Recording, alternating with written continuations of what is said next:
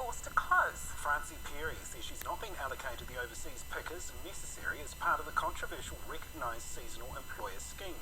She says she's one of many growers in crisis. Paul Hobbs reports. Francie Perry's invested millions to get her strawberry plants to this. The payoff comes in 3 weeks when harvesting starts.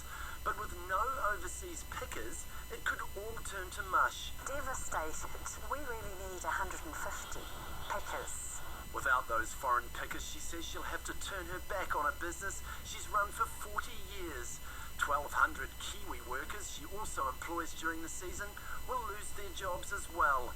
Time is running out. Right now, you have not a single guarantee of any overseas workers. Correct. New Zealanders have long shunned picking work too hard. The government realised that, setting up the Recognised Seasonal Employer, or RSE scheme, in 2007, so growers could recruit overseas workers to fill the void. But Immigration New Zealand has turned down her application. It says she's not profitable enough. But Francie says last year she only had 90 overseas pickers and it left her way short. The ramifications felt around the country. We couldn't harvest 25% of our crop. The fruit was rotting in the ground. And so the prices Christmas week doubled. They doubled overnight. And the whole scheme needs to be dismantled and rebuilt. Courgette grower Brett Heap says he could plant more, but knows he'd never get the pickers needed to harvest it all. Under the current government cap, in the past 3 years, the number has risen just over 2,000 workers. This cap is effectively a restraining mechanism, not just on us as individual growers, but for industry in its entirety. Growers are still waiting for this year's numbers. Well, they just don't understand how business works. We needed a decision from them months ago. With supermarket contracts, export agreements up in the air, Francie Perry just wants to get on doing what she loves most, growing strawberries. It's really simple. No overseas workers, no pickers, no work for anybody. And if there are fewer strawberries on the shelves, expect a summer of high prices for our favourite Christmas fruit. And Paul joins us now from Perry's Berries in Whitty. And Paul, there have been developments in the last hour. Yes, Wendy, Immigration New Zealand has reviewed its decision and just reinstated Francie Perry's RSE status. Now, naturally, she's delighted. It means she has certainty for the next 2 seasons. She can build overseas workers accommodation and she can employ those 1,200 Kiwis. But she still has some problems with the numbers. Now, here's what Immigration New Zealand said a short time ago. Whether you've got 10 or 15 or 20 employees that are dedicated to your particular employment, you have got the option of moving a large number of workers around from other employers, and that's the flexibility of the RSE scheme. But Francie Perry says without those solid numbers, there are no actual guarantees, and she could have still some problems harvesting her full crop. So there's still a lot of water to go under this bridge. Okay, thanks for the update, Paul Hobbs. 2 pilots in Russia are being hailed as heroes tonight. They safely landed a passenger jet in a cornfield outside of Moscow after both engines were damaged by multiple bird strikes. The ABC's James Longman has the story. These terrifying moments captured by a passenger as the jet with 2 damaged engines and carrying 233 people crash lands.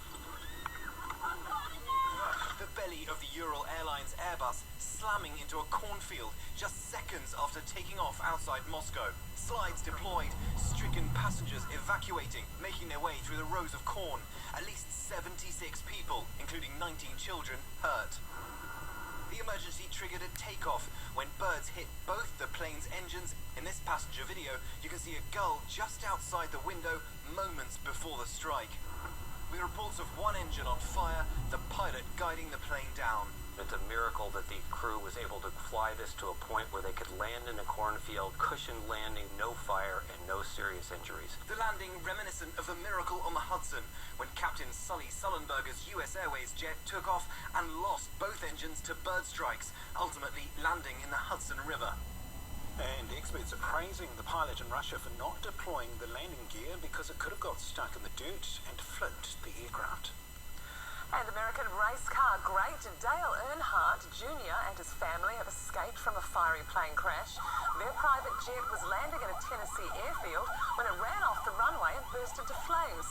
Earnhardt, his wife Amy, their daughter Isla, and the two pilots racing to get off the plane. There's a baby in there. Yeah, the dude just pulled a baby out of there. It's a private jet. All five got out safely and were treated for minor injuries. Now retired, Earnhardt is a third-generation NASCAR driver and one of the most popular ever with 26 wins. It's been dubbed Mission Jurassic. Researchers are excavating one of the biggest dinosaur graveyards in the world in the US state of Wyoming. There could be more than 100 dinosaurs at the site, including new species. And as the BBC's Rebecca Morale reports, the dig could go on for decades. A hot, dusty landscape extending for miles. But emerging from this barren terrain, a dinosaur graveyard. Where does this fit on this mass? Yeah, that's straight here. The dig is called Mission Jurassic. What is fantastic about this site, there's multiple bones from at least a dozen individuals already poking out of the ground. And when you realise we've only just really scratched a corner of this square mile, there's going to be dozens, if not 100 plus dinosaurs lurking in the rocks of the Jurassic here. This dinosaur drowned in a flash flood and was then caught up in a logjam. The tree trunk it was crushed up against is still preserved millions of years later. These are just some of the amazing bones that are being discovered at this site. Right here you have an arm bone, next to it a giant shoulder blade, and then you can just begin to see the backbone starting to emerge. And standing here, you really get a sense of the size of this creature. It's a type of sauropod, which from nose to tail measured 30 meters long. And scientists think it might even be a species that's new to science. The rocks are from the Jurassic period, 150 million years ago. The dig is like going back in time. A meat-eating Allosaurus has been found here, and herds of plant-eating Diplodocus also grazed on this landscape. This dinosaur dig is expected to last 20 years, but the team says the efforts will be worth it to unlock the secrets of the Jurassic past. Still ahead, the popular ski field driving change. The $500,000 project to make these snowy slopes greener. And meet the country here, racing to the top of the motocross world with the odd rev up on Mum and Dad's. I knew she could do it. She just had a bit of bad luck and just needed a boot up the bum. How the 17-year-old's mixing it with her male competitors.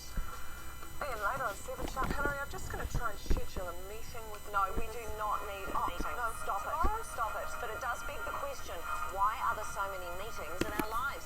We've got the tips on how to make meetings work and stop them getting in your way. Plus the test to see if men really can multitask as well as women. But why the... No, they can't. But why the results turned out a surprise. Or did they turn out a surprise? I doubt it. And you can imagine planning all your dinners for the next 6 months? No, I can't. We're with the astronaut who faced that very dilemma. That and the secret of space ice cream at 7. The first cook in the kitchen starts with a MasterChef first.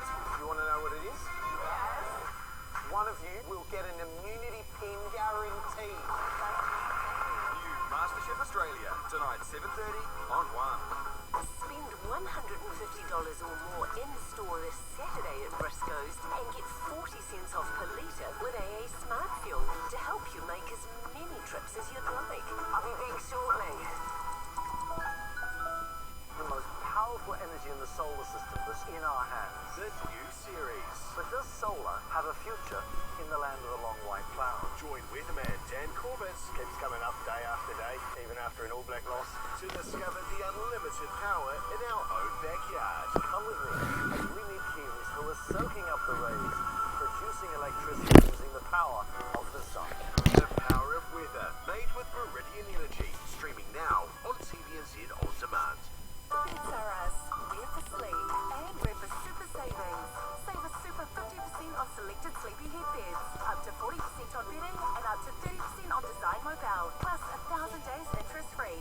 Super savings only at Beds R Us. The bread is on us. This bit of the drive is on us. The milk, the coffee, and those lovely chocolates are on us. Because every time you shop at Count town, you can reap the rewards that come with keeping your one card on you. Don't miss the big TV blitz at Smith City. Buy the Samsung QLED TV and get a bonus tablet or soundbar. And this LG Super UHD TV is now $2199 at Smith City. When was the last time you had your engine oil changed? At Oil Changes, you can just drive up with no appointment for a complete oil and filter change. Oil Changes.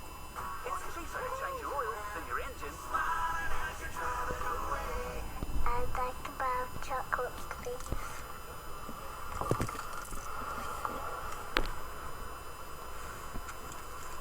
Happy birthday, Mum. There's a glass and a half in everyone.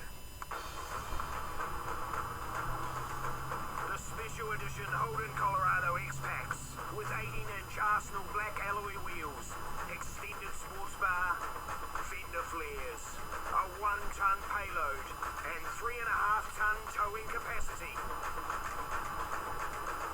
All on Holden Smart Buy with guaranteed future value from just $125 per week, plus 3 years free scheduled servicing. Speak to your local Holden dealer today. Gear up, go outdoors with Torpedo 7 with up to 25% off selected snowboards. Buy one, get one free Torpedo 7 branded down and rain jackets and get any helmet for half price when you buy a 2020 bike. Gear up today with Torpedo 7. Do you want to use your discount now or later? Now's good. Oh, you just saved $21 with AA Smart Fuel.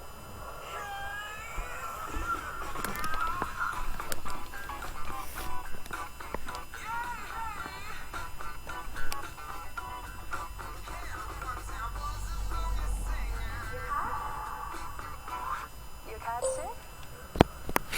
Well, that was a little bit exciting. Save with AA Smart Fuel at BP.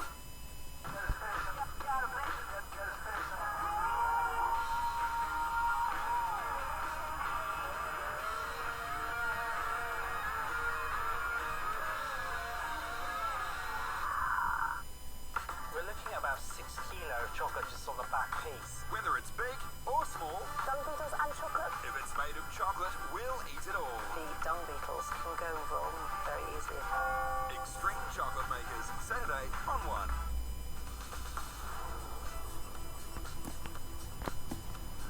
Well, some schools are frustrated about how the government's allocating long-awaited learning support staff. 600 coordinators will start work next year at a cost of more than $200 million.